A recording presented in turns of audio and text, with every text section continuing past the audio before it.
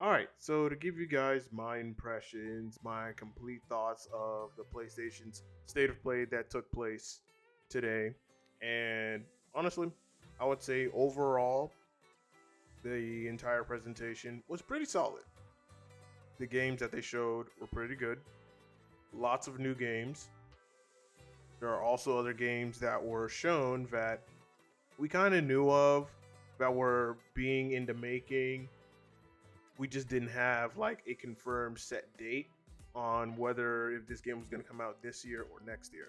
But just going over the list of the games that they were shown, I'm not going to mention the PlayStation Plus catalog games because I just was not interested in that. But I'm going to just go over the list and just let you guys know my thoughts on each of the games that were shown and whatnot. So we're going to start off with Monster Hunter Wilds. Of course, we already know that game is coming out later this month. I don't know why they had to show this because you also had the Capcom presentation that happened not too long ago, and they've already shown Monster Hunter Wilds already with the release date. So I don't see why this needed to be in the presentation, other than the fact that okay, we're gonna have like what DLC updates, one for spring, and then of course another for summer, where they'll put a new monster into the update that's coming down the line. Cool, but that could have been with the Capcom presentation that they had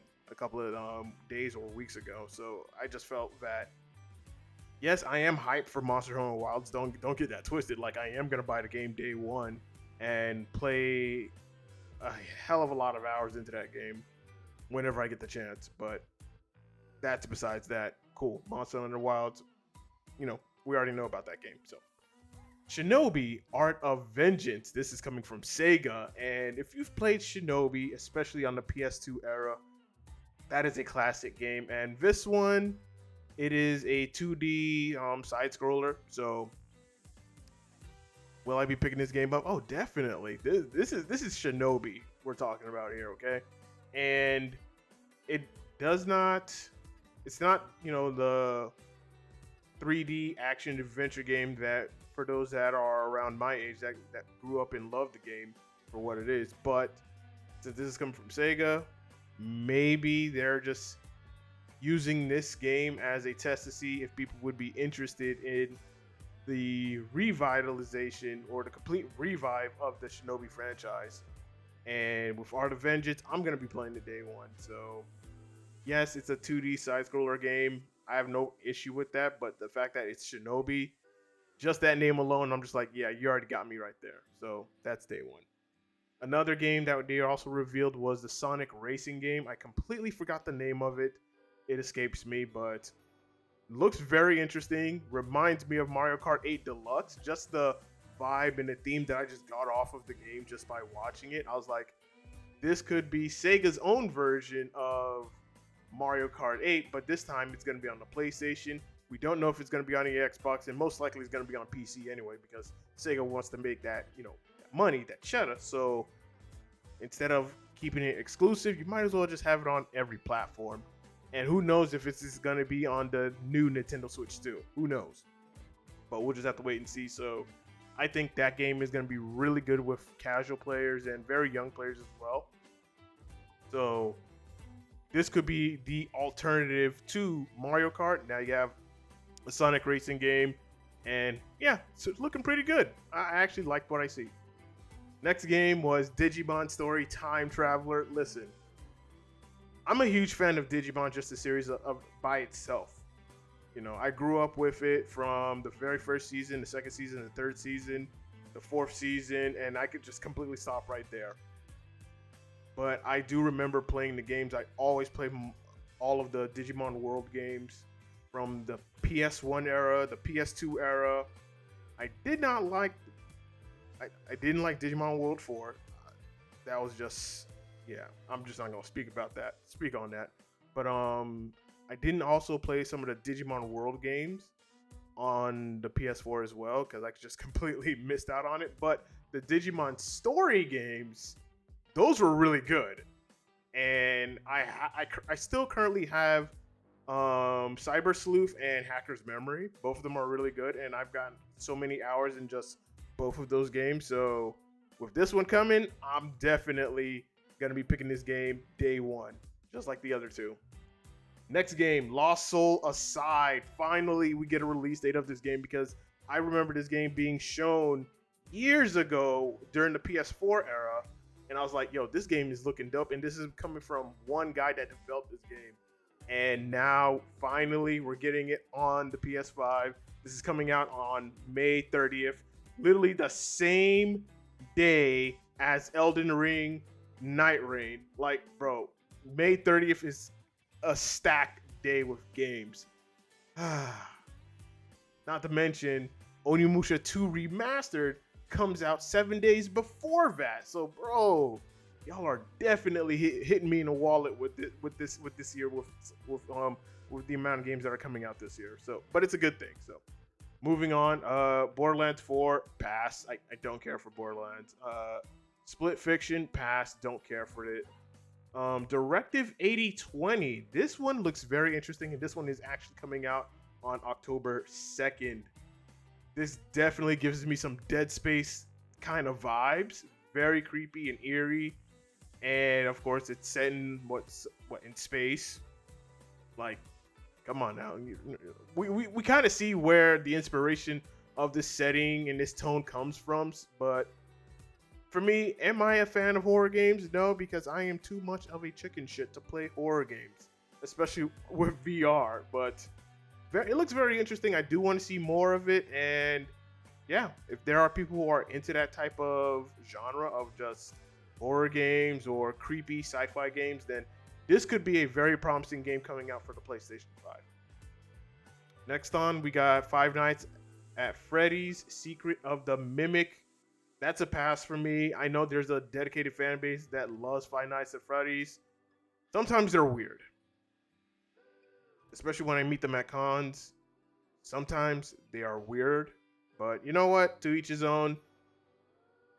I would say I'm not going to judge, but you know, when you see them in person.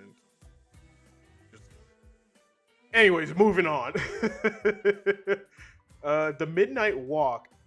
This one is a very freaky and creepy game.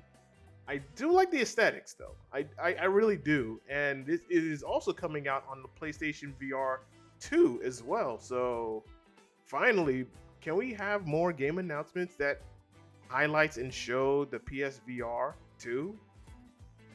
Because I still, to this day, feel like it is PlayStation's biggest fumble because the PSVR 2 is not backwards compatible, and that is PlayStation's fault for doing that. So, moving on.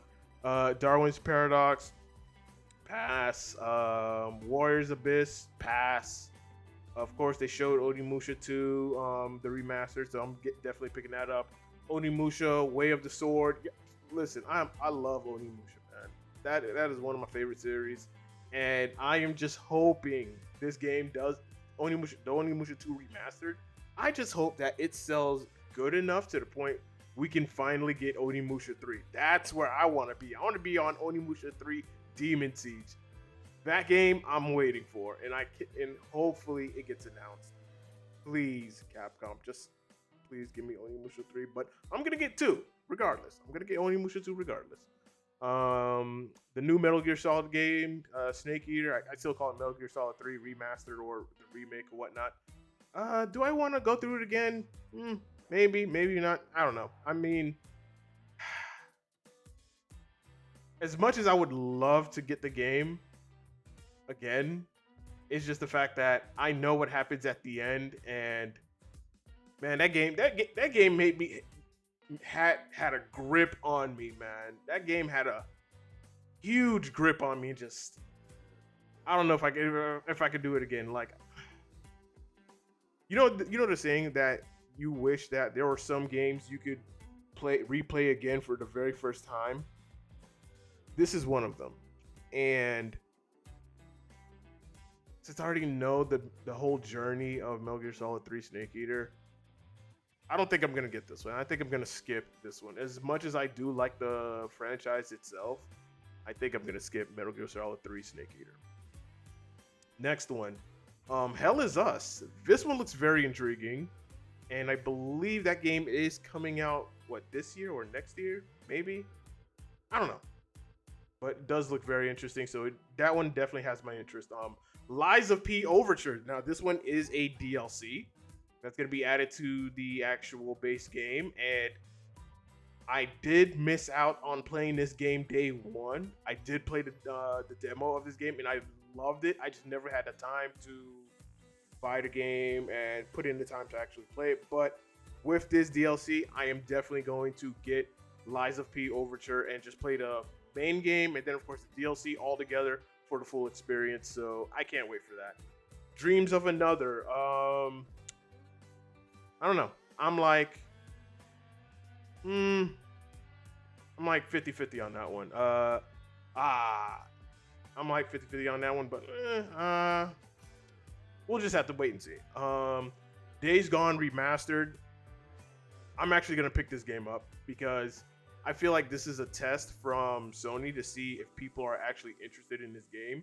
That if this actually sells well, then there's that possibility of, hey, maybe there is interest of a potential sequel for this game. So we'll do a Days Gone 2, since the first one did well. The base on the base PS4 didn't sell well, but the remastered actually made a lot of good sales to the point where, okay, now we're gonna get a sequel for this game. So I think that's the direction Sony is going with by remastering this game.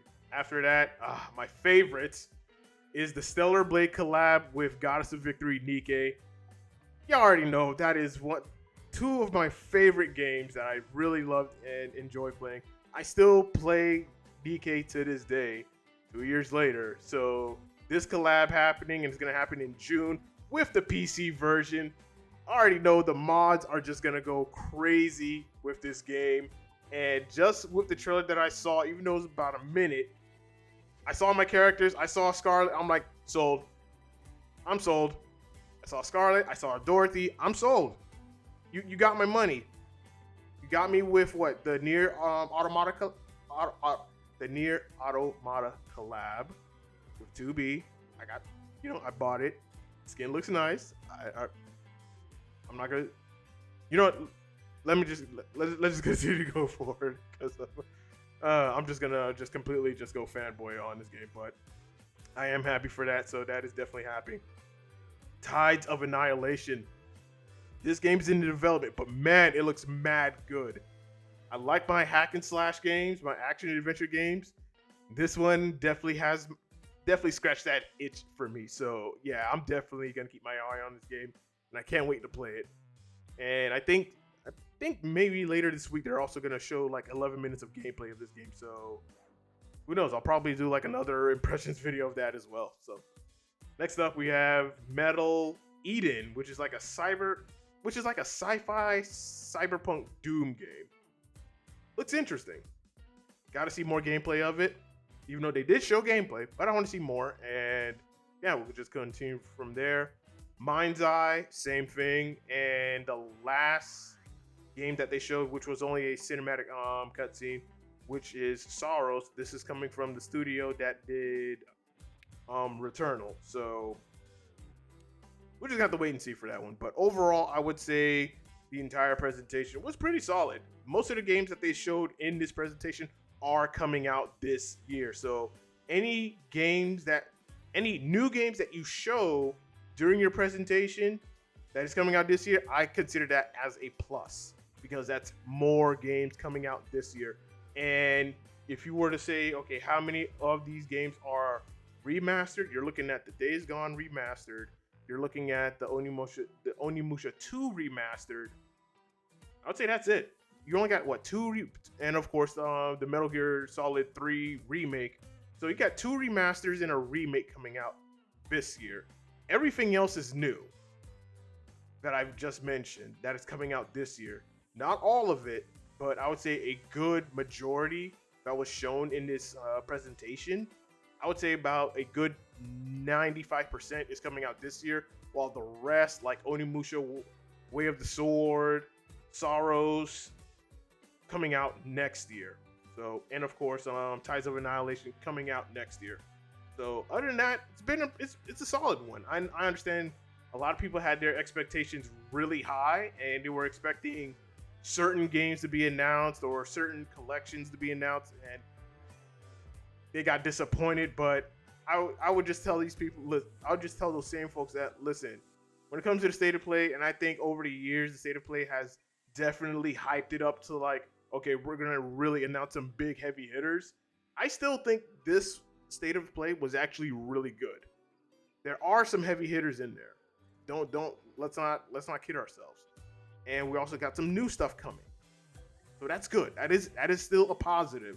Some people are saying the state of play was ass, it was trash. Like, to me, I look at it as maybe it's because it doesn't have the type of games that you're interested in, that doesn't scratch that itch for you, and you considered it ass. For me, yeah, there are some games that, okay, like the horror games, I'm not into them, but it's still a new game that's coming out this year. So, anyways, y'all let me know in the comment section below. What are your thoughts on the state of play? Did you watch the entire thing? Which game or games that you are excited for but you can't wait to play? Me, it's gonna be a busy year for me of just gaming because there's some new games coming out, and my time's gonna be a bit occupied, so I can't wait. Anyway, guys, until next time, and as always, y'all stay classy.